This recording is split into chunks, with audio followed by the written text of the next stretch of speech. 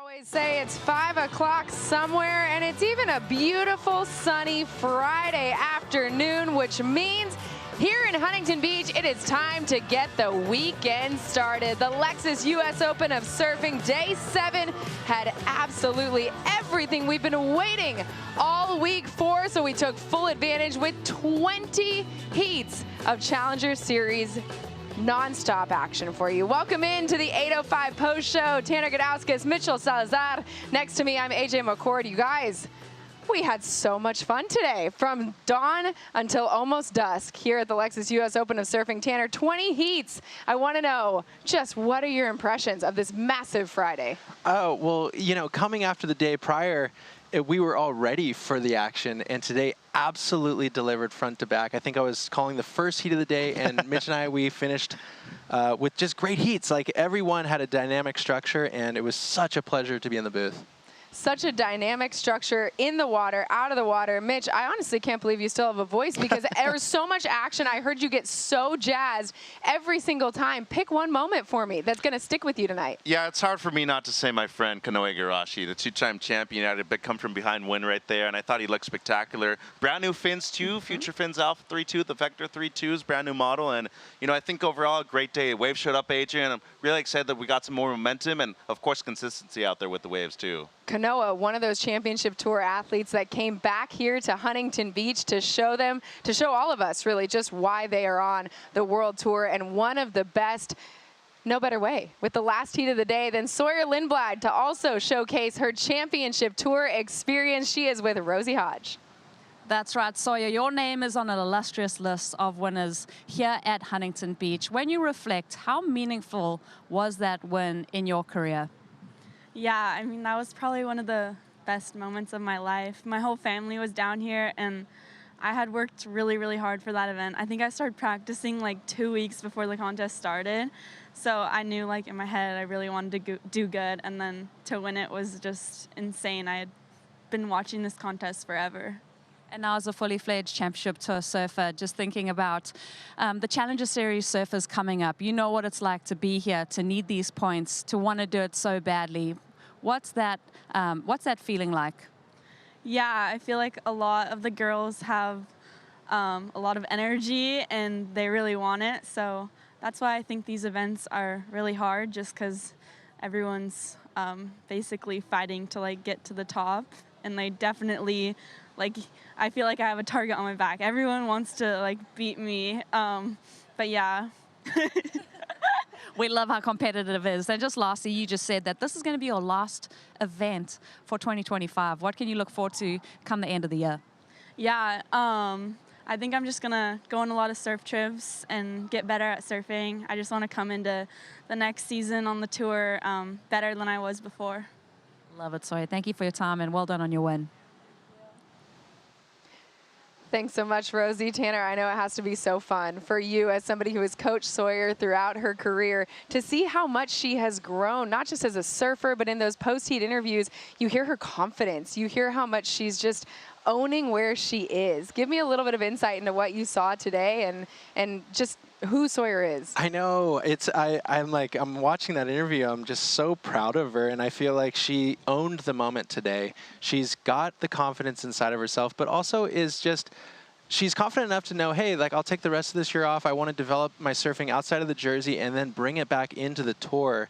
It takes strength to do that, you know, and she will. I mean, next year, I think we're all going to be watching to see what Sawyer does. So it's great that she's in this event. Hopefully she goes deep. I mean, she could be a 2X champ. Who knows? Would be incredible. And Mitch, she mentioned the fact that she's not going to compete for the rest of the year, which means likely we are looking at that April 2026, the start of the 2026 championship tour season.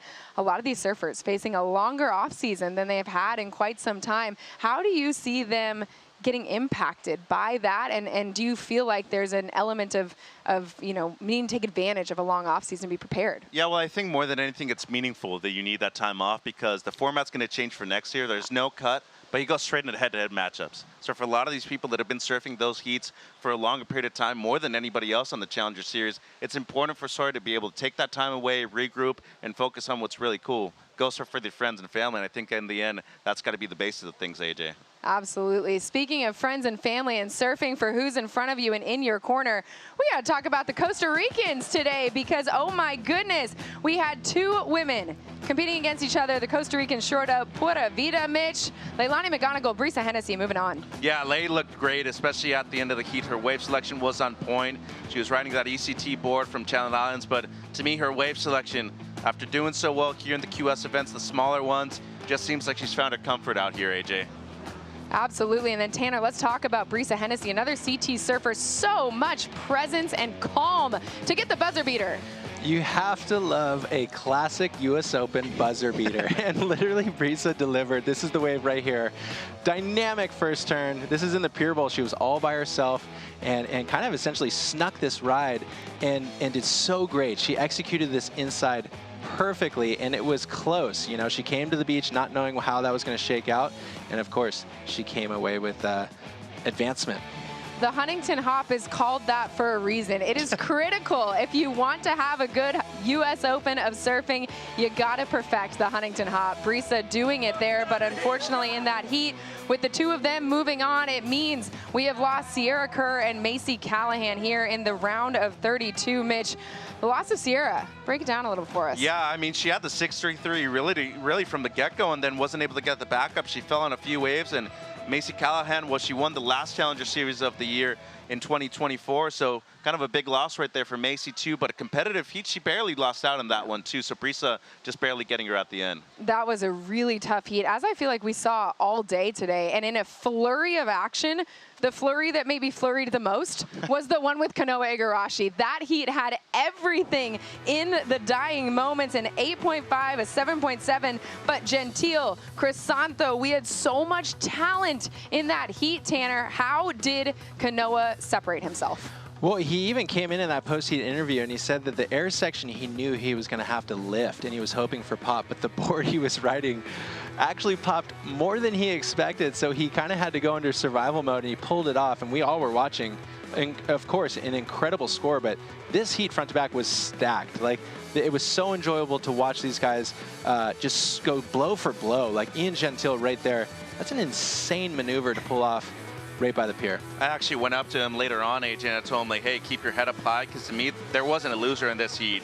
There were 3 surfers with an excellent score, and as we saw right there, that was the highest mark of the heat, but 2-time US Open champ, he's trying to become number 3, but a busy week ahead for Igarashi. He's been everywhere, signings, activations.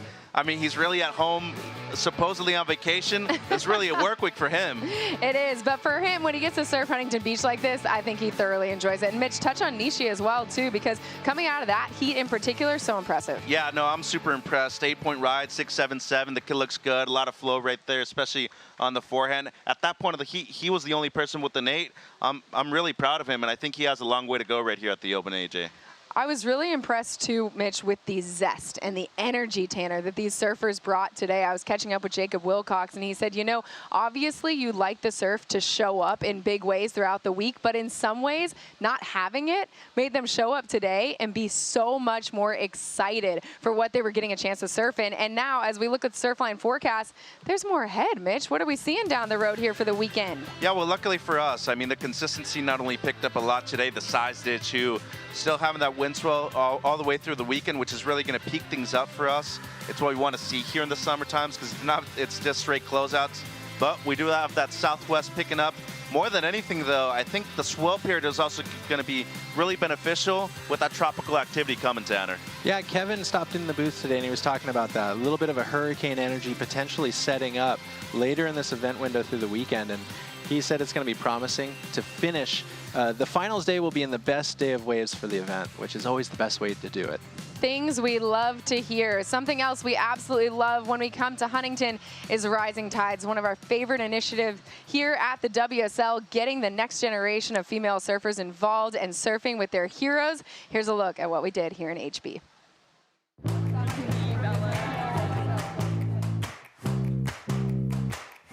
We are currently at the Lexus US Open of Surfing in Huntington Beach, California, kicking off our one and only Rising Tide stop on the Challenger Series. And today we got a really fun mix. We got Zoe Benedetto, Sawyer Lindblad, Bella Kinworthy, Talia Swindal, top Challenger Series surfer. And you know Sawyer Lindblad? Yeah! This really is their first taste. They're going to meet the pros. Isn't it? Probably at Hilarious, and I just slow and I'm Talia. Nice to meet you. So it's kind of cool. We get to kickstart their career with them, and then we get to follow them and cheer them on as they go through the draw. Emily. You want a small or medium? The Q&A was super fun. The girls had lots of questions, a lot about surfing pumps and boards and equipment. What's the biggest wave you guys ever surfed? Probably like Sunset Beach. Actually, no, Tahiti, yeah. Chopo was the scariest wave I've ever surfed. They seem to be really competitive and serious. Let me show you how to do it. Yeah, it was my first session, and Fourth session of the day? yes. Oh my gosh. She got my Michael Jackson hat. I want to be a pro surfer when I grow up. Rising tides is super, super, super cool. The young energy that they bring is like really inspiring, and it's just like I remember feeling that way with the older girls when I was growing up. I think it just makes it fun because you get to be a bunch of girls who really inspire you, and one day you may even get to compete against them. Like, it's just so fun to like surf with them and get like the inside scoop. And they get the opportunity to be around the women that they've looked up to and to have kindness shared with them. I like the one at Huntington. Yeah, you gotta say I like to do I mean, surfing is a metaphor for life, right? You never know what you're going to get, and you have to be creative, you have to be strong, support other women and other girls to get where you need to go. I grew up like being one of the little girls, and I got to like surf with the girls I looked up to, and it was just such a special day. And so I'm sure that a bunch of them will like be in the same spot, and that's just like so cool to see. Kind of created this really cool mentality around the world. Girls are watching their friends in Brazil do it, in Tahiti surfing chopu, and it's like you want to be a part of it. You want to be one of the girls that are in the program, and the world kind of gets to share in that. Once you've done the program, you're a part of the family. So it is cool. Yeah, girls are reaching out. They're asking when can they be in the next one. So we're opening it up. We want new girls to get this experience, and then be on our tours, and we get to root them on.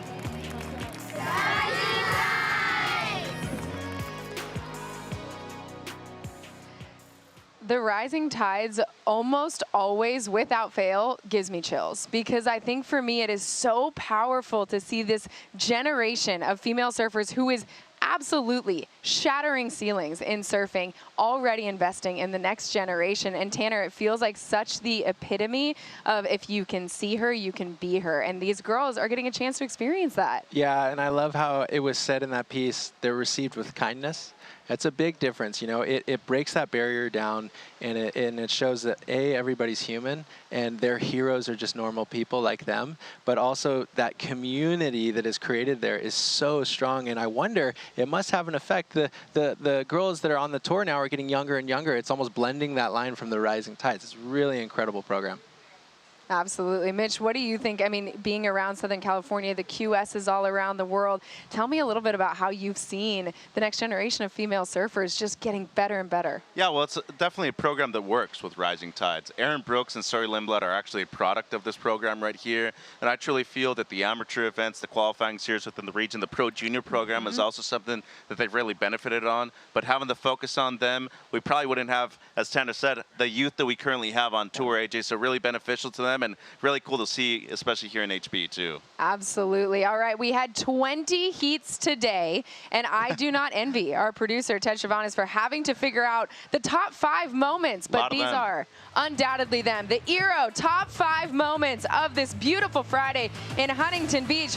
We're going to start with, speaking of junior champs, Bronson, Mitch. So impressive today. Yeah, our current world junior champ, and you know, he's been passing a lot of these tests with not only flying colors, been impressing me with the way he's competed too, because it's easy to get stale over there in Indonesia with so many good waves, and you don't want to compete in some kind of slop, especially when you look at Huntington. You're like, why would I go to a beach break when I have perfect waves at home? But boy, 6.33 as the backup, 7.17 on his best. He looked great out there this morning, AJ. And on the women's side, Kirra Pinkerton, she had the 8.17 in the women's round of 32, heat 3. Tanner, oh my goodness, next level. Oh my goodness is right. I am such a fan of Kirra Pinkerton. Her style, her approach, the way she handles herself, it's all gravy. But today she locked it in. 3 turns out the back and just traversing her way to the inside. It was fun. This heat was a great call. It was also really packed energy-wise from the heat in general. And Kirra came away with a great win. And I mean, 8:05 making the top 5 feels pretty right to me. It's just the way it was meant to be. Number 3 in our Eero top 5 is Eli Hanneman. This is heat number 4, men's round of 64, a 14.67 heat total. Mitch? Yeah, and he did the majority of it in the first 5 minutes, too. That's what was so impressive about his performance. He's like going to become a 2-time U.S. Open champion as well. Did it back in 2023. And I really like the way that I'm not only seeing him compete, really the elevation that he's made in terms of his backhand surfing. Looked great out there this morning, AJ. Really stoked and impressed with Eli Hanneman. And on the number 2 spot, surfing is just more fun when Samuel Pupo is surfing the way he is right now. Tanner, the buzzer beater, 6.93 to get the win. Here we go. And you want to talk about emotion, you want to talk about passion. Samuel Pupo fully delivered today. What a great post-heat interview he gave. There's so much insight to where he's at in his life right now, and he's getting the job done. It's amazing. You can feel it here in the booth, and it was electric. Samuel Pupo, incredible surfer, really sick air today. Well, one person before he paddled out says this is as good as it gets. This man, Kanoa Igarashi, as good as it gets here on Friday. Mitchell, my goodness, an 8.5 and a 7.77. Yeah, and riding fins for the first time, too, the Black 632s, and board looked incredible to me. I think he's done some amazing work with Jason Stevenson in the offseason as well. But as you can see, tail high air reverse. This came in as an 8.5. It is still the high mark of the event. Highest heat total of the event, 16.27. Just another day at the park for Kanoa Igarashi. Another day at the park, another day at the pier. It's all the same. Kanoa Igarashi giving it back to the fans. And he told me he had 10 to 15 people on the beach today. His goal, make it to the weekend because it's going to be packed with Igarashi fans. And I'm expecting the beach in general to be packed. We have so much surfing left to do. Tanner, Mitch, I cannot wait. When you think about Saturday and Sunday, Tanner, what are you most excited about? Starting with our coverage tomorrow at 7 a.m. Well, the narratives are starting to fall in line, right? We've watched all of these superstars partake in the event now. Everybody's engaged. I'm definitely looking forward to like the Snap 5 crew, right? We've got some free surf mentality, engaged in the competitive arena, and better waves. I mean, at this point, we've had 20 heats, incredible action today. I'm a little bit like, I can't even believe there's more of this coming, but yeah, I'll wake up and I'll be here for it. I'm stoked. Yeah, I want to see more of the consistency of the swell, to be honest. I want people to have opportunities out there. There's a major event. We have 7 events on the calendar scheduled now for the Challenger Series in comparison to 5. So a big one right here at stop number 3, AJ. So much on the line, and the surfers are showing up and showing out. And now the surf just looks like it's getting better and better. The crowds are going to get bigger and better as well. HB is going to be a scene all weekend. Get here early. Coverage starts 7 o'clock a.m. on WorldSurfLeague.com for our next round of action, you guys. A big day tomorrow, a big day today. Stoked to be alongside the two of you to do it. Tanner, Mitch, thank you so much for joining us. We will see y'all tomorrow morning. Crack a cold one. This has been the 8:05 post show. Watch these highlights because they are on repeat in the back of my eyelids.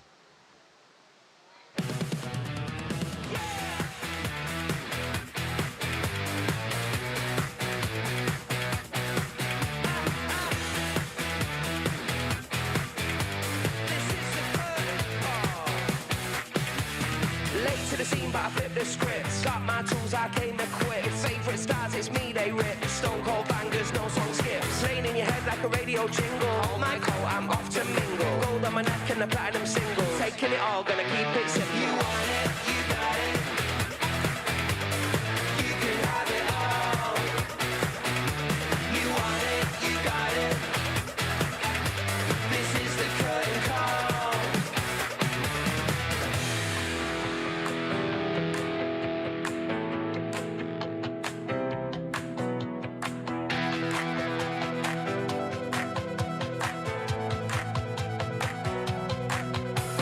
Talking hush, but I shine like glow. Wide up quick with the too slow flow. Drip so clean, don't need that show. Beat so smooth, can't take this throw. Don't do doubt, just aim then go. Laugh so loud when they say no. Don't wear crowns, just take the throne.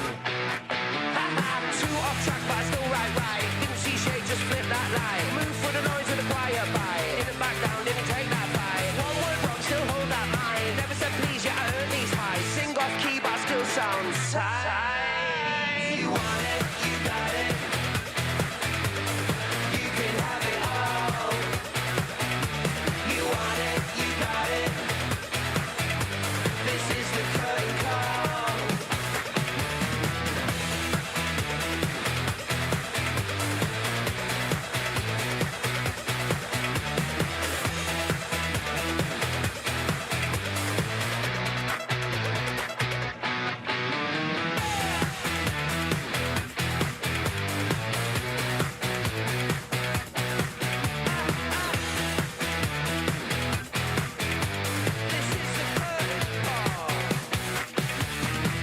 the scene, but I flip the scripts. Got my tools, I came equipped. Favorite stars, it's me they rip. Stone cold bangers, no song skips. Playing in your head like a radio jingle. Hold my coat, I'm off to mingle. Gold on my neck and the platinum single. Taking it all, gonna keep it simple. You want it, you got it.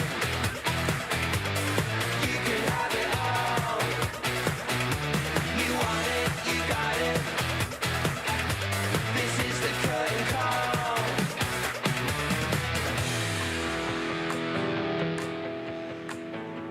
This copyrighted event broadcast is produced by the World Surf League for broadcast around the world and may not be retransmitted, reproduced, rebroadcast, or otherwise distributed or used in any form without the written consent of the World Surf League.